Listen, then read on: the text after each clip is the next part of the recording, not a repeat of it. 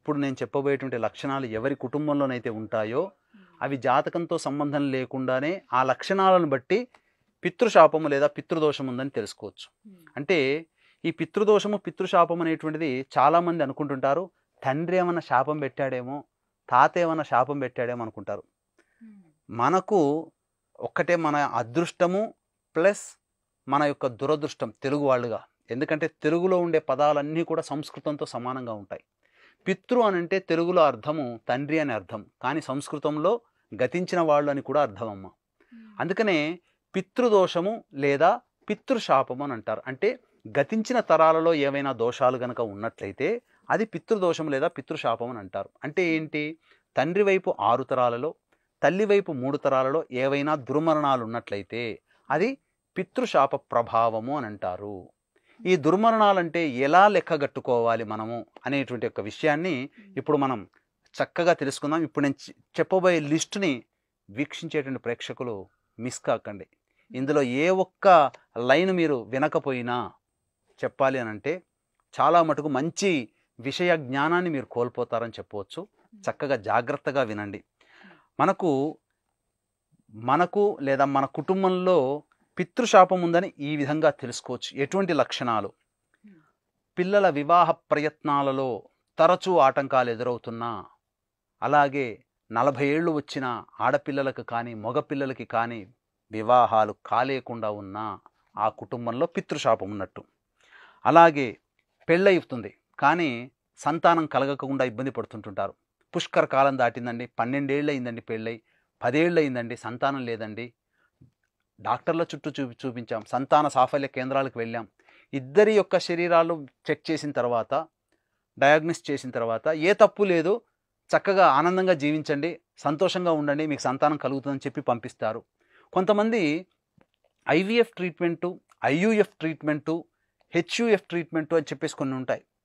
ఇటువంటి ట్రీట్మెంట్లు తీసుకున్న 2-3 అటెంప్ట్లు చేసిన తర్వాత కూడా సంతానం కలగని వాళ్ళు ఉన్నారు. ఇప్పుడు మనకు బయట చెప్పేటువంటి సక్సెస్ స్టోరీలే, కానీ there is a lot of failures behind the success. ఒక సక్సెస్ వచ్చిందనంటే ఎన్నో ఫెయిల్యూర్స్. కాబట్టి సంతాన సాఫల్య కేంద్రాల్లో ఎన్నో ఫెయిల్యూర్ అయిన తర్వాత సక్సెస్ కొంత వస్తుంది. అది సంతానం కలగకపోయినా పితృశాప ప్రభావమే. వివాహం అవుతుంది, దాంపత్యం సరిగ్గా ఉండదు, 1వ వివాహం. ఇప్పుడు ఎలా ఉంటుందనంటే చెప్పడానికి చాలా బాధాకరంగా ఉంది. అంటే ఒక మార్నింగ్ షో చూసి ఈవినింగ్ షోకి బయటకు వచ్చినట్టుగా ఉంది. పెళ్ళవుతుంది, నెలల్లోనే విడాకులు.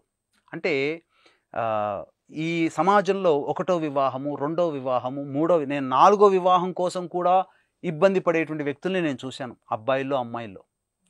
1 వివాహం డైవర్స్ అవ్వడమే చాలా బాధ, తర్వాత 2వదికి దానికే సరిపుచ్చుకోవాలి.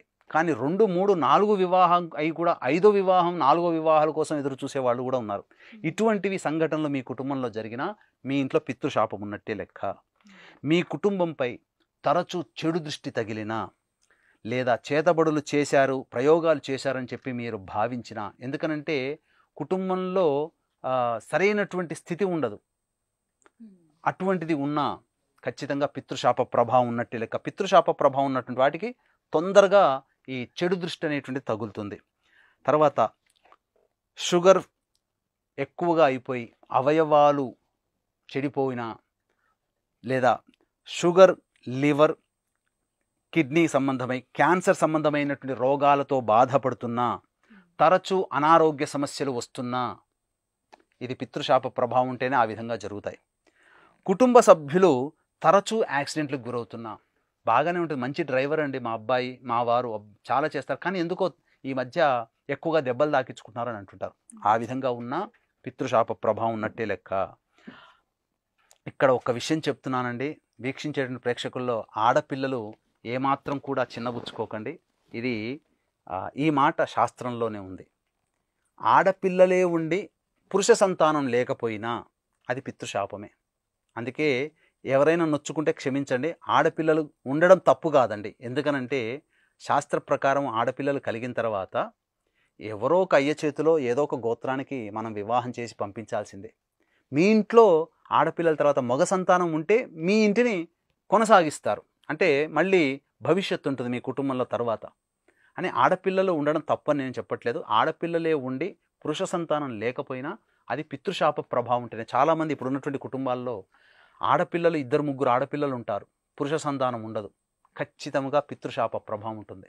ఎందుకంటే పితృదేవతల యొక్క ఆగ్రహం కలిగినప్పుడు పురుష సంతానం కలగదు. ఇది ఒకటి. ఇక మీ కుటుంబంలోని పిల్లలు కులాంతర వివాహాలు, మతాంతర వివాహాలు జరిగినా అది పితృశాప ప్రభావమే ఖచ్చితముగా. ఆ యొక్క కుటుంబంలో కులాంతర ఇంటర్ క్యాస్ట్ మ్యారేజ్లు అయ్యాయండి, ఇంటర్ రిలీజియన్ మ్యారేజ్లు అయ్యాయండి అని అంటుంటారు కదా మా కుటుంబంలో, ఖచ్చితంగా అది పితృశాప ప్రభావం ఉన్నట్టే లెక్క. లేకపోతే ఒకే వర్ణ వ్యవస్థల్లో పితృదేవతల అనుగ్రహం ఉంటే ఒకే కులంలో ఉన్న వాళ్ళకి వివాహాలు జరుగుతాయి. ఇది గుర్తుపెట్టుకోండి.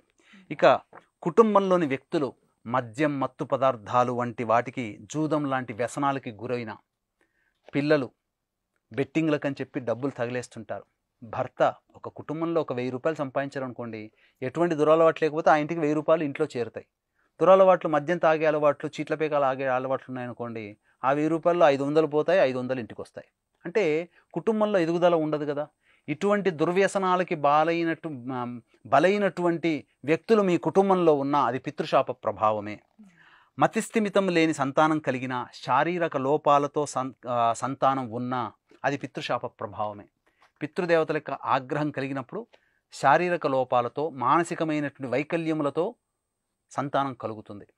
అప్పుడు దాన్ని చూస్తూ మనం జీవితాంతం ఇబ్బంది పడాల్సినటువంటి వస్తుంది. ఆ దుఃఖానికి గల కారణం పితృశాపము లేదా పితృదోషము అనేటువంటిది ఉన్నట్టు లెక్క. ఇక కొన్ని సంఘటనలు ఎప్పుడూ కాదండి, తరచుగా వారంలో 4-5 సార్లు ఇంట్లో పాలు పెడుతుంటాం. ఆ పాలు వెచ్చబెడుతుంటాం, మనం వెనక్కి వెళ్ళిపోతాం, పొంగి పొల్లిపోతుంటాం, అయ్యో అనుకుంటుంటాం. ఇట్లా తరచూ పాలు పొంగిపోతున్నా, ఒకసారి కాదు 2 సార్లు కాదండి, తరచుగా పాలు పొంగిపోతున్నా, అలాగే ఇంటిలోని గోడలకి పగుళ్ళు ఏర్పడినా. చాలామంది అనుకుంటారు పగుళ్ళు అనేటువంటివి సైంటిఫిక్గా వస్తాయి కదా, పగుళ్ళకి పితృదేవతలకి సంబంధం ఏంటి అని అంటారు. అంటే ఇక్కడ శాస్త్ర విజ్ఞానము మనం ప్రశ్న వేసేంత, మనం చదువుకున్నాం కానీ మన చదువు బండ చదువు, తినడానికి సంపాదించడానికి పనికొస్తుంది కానీ విజ్ఞానానికి కాదు. కాబట్టి ఈ చదువుగానే ఉండండి.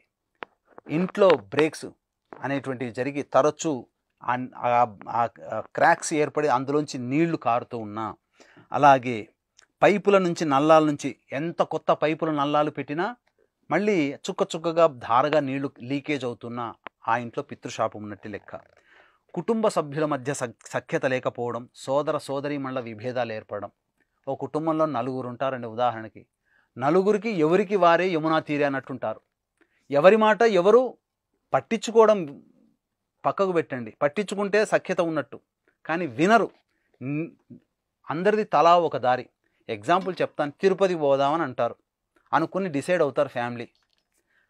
భర్త ఏమో ఫ్లైట్లో పోదామంటాడు, భార్య ఏమో ట్రైన్లో పోదామంటారు, అమ్మ ఏమో కారులో పోదామని అంటాడు, అబ్బాయి ఏమో బస్సులో పోదామని అంటాడు. అంటే ఒకే డెస్టినేషన్కి 4 ఉన్న కుటుంబంలో 4 రకాలైనటువంటి దారులు చెప్తారు. ఈ జంజాటం ఉండి చివరికి ఎవరో ఒకరికి, అంటే ఘర్షణ జరిగిన తరువాత, అంటే ఘర్షణ అంటే కొట్టుకోవడం కాదు, సఖ్యత లేకపోవడం వల్ల ఘర్షణ జరిగి లాస్ట్కి ఎవరో ఒకరికి ఒపీనియన్కి వెళ్తారు. ఇట్లా ఉన్న సోదరీమణుల మధ్య విభేదాలు ఉన్నా ఇది పితృశాప ప్రభావం.